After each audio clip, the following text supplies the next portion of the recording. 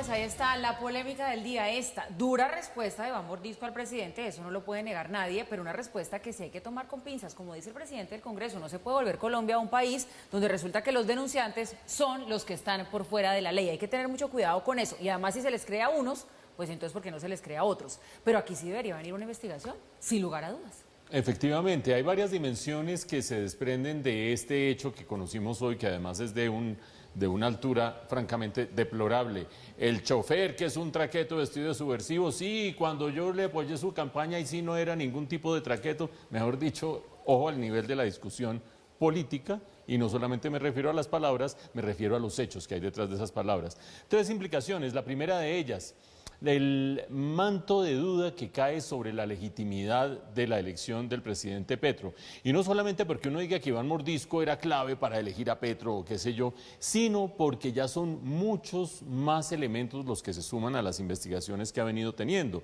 Recuerden ustedes que hay unas investigaciones relacionadas con la financiación de la campaña de Gustavo Petro, no solamente lo que sucedió en la costa Caribe, y ahí estamos hablando del affair y de todo lo que ha sucedido alrededor de Nicolás Petro y su ex esposa, Day Vázquez. Fuera de eso, lo que se está investigando también en este momento, por lo menos averiguando hasta dónde pudo llegar las donaciones de FECODE que no entraron a la contabilidad y que no están registradas en los libros de la campaña. Pero el día de hoy, además, el diario El Tiempo reveló documentos que mostrarían que Ecopetrol, el sindicato de Ecopetrol, la USO en concreto, hizo unas donaciones superiores a los 1.000 millones de pesos a la campaña de Gustavo Petro, que tampoco aparecerían registradas por ningún lado. Todo eso en cuanto a plata, pero ya lo estábamos registrando en la nota. El famoso pacto de la picota, las visitas que antes de campaña hicieron Juan Fernando Petro, el hermano del presidente Gustavo Petro, y Danilo Rueda, quien posteriormente fuera el comisionado de paz, que ya se retiró de ese cargo, a las cárceles, y que en esas visitas a las cárceles, antes de que fuera elegido Gustavo Petro, todo el mundo habló si había algo oscuro o no, acuerdos con los delincuentes o qué sé yo,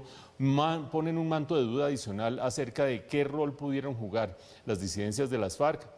en la elección y sobre todo en esta clase de acuerdos si es que los hubo con la delincuencia. El tema económico, el tema de poderes regionales fácticos que están al margen de la ley apoyando una elección hipotéticamente, presuntamente. Si ahí no hay para que la Fiscalía investigue, váyanos a ver qué más. Pero hay otras dos dimensiones. Una de ellas, la paz total entra en crisis absoluta. Registrábamos en la nota que no se sabe si se va a levantar la mesa de diálogos entre el gobierno y las disidencias de las FARC, pero francamente cuando ya uno trata al otro de traqueto y el otro dice sí, cuando yo participé en su elección ahí sí no era traqueto y qué sé yo, creo yo que el clima de opinión pública, por lo menos, si es que ellos toleran ese tipo de tratamiento, de opinión pública alrededor de este acuerdo, es francamente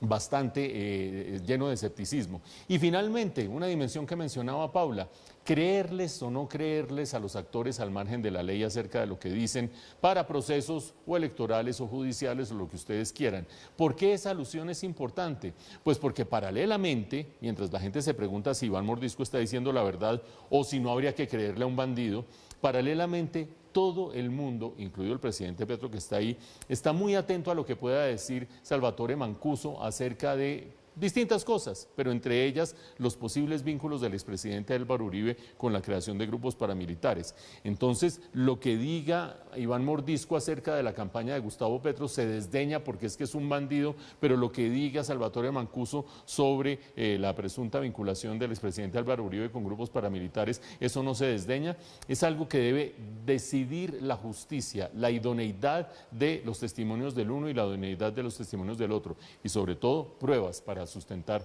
esos testimonios.